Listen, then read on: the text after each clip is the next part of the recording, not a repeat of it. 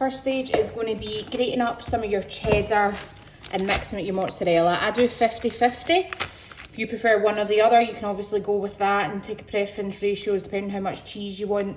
Absolutely fine. I'm not going to measure this out either, just because I also use any leftover amount that I have in toasties, etc. It'll keep in the fridge for up to like 4 or 5 days already grated. You can still use it thereafter, it's just that it might have gone a wee bit dry. So I'll let you know measurement wise how much I'm making up and also how much is probably left over, because the recipe is that simple. So for you guys, I will do that.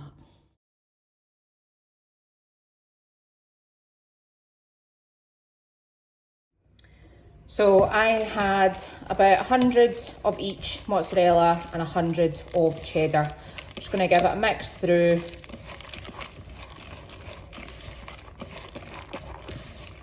And put that off to one side, and then we're going to prep the tomatoes. So the tomatoes, I'm going to cut the top off like that, just because we don't want this little bit. I've just realised doing this as well, that's how I normally cut tomatoes. Last time I made these, I actually done it this way. So I cut off the end and then cut like that, because they look prettier. So you can do it any way you fancy, but I'm going to go with this.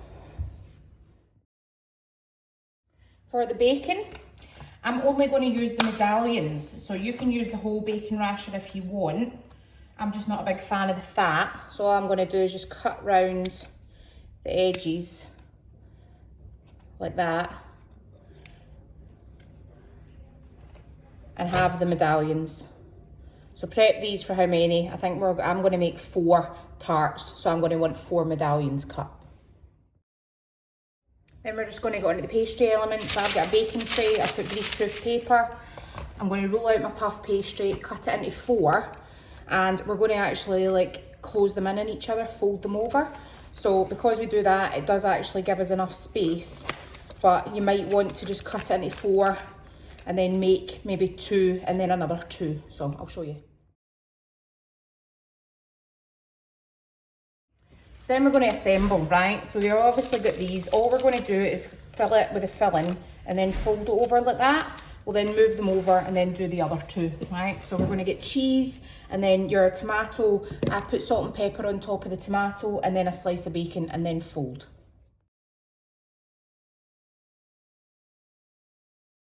And then with the next 2, I'm going to show you with cheese and then bacon and then tomato.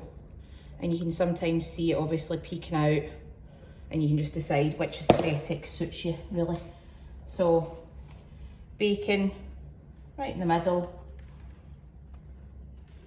You're going to then layer tomatoes on. I'm putting a little bit more tomato on these ones.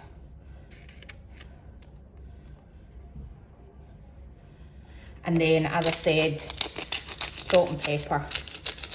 And just accentuate the flavour of the tomato. Nice wee bit of salt. And then we're going to fold these up, straighten them up, beat your egg into a cup like that, and then we're going to egg wash before putting in the oven.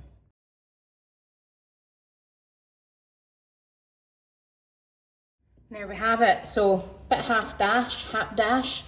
Really quick, easy lunch idea, not complicated at all. You only need a few ingredients. Obviously, you can actually add whatever the hell you want into them, so go crazy. The bacon will cook in the time in the oven, so don't worry about that. You can obviously leave the bacon out if you fancy it veggie. We are going to stick this in an oven that I've preheated to 190, and that'll be us. I'll bring it out and I'll show you them. So I used 100 grams and 100 grams. As you can see, there's a wee portion left. It's probably enough to make a toastie. So just stick that in a tub, keep it in the fridge and use it for a toastie. We were a bit late, should have said 20 minutes in the oven at 190.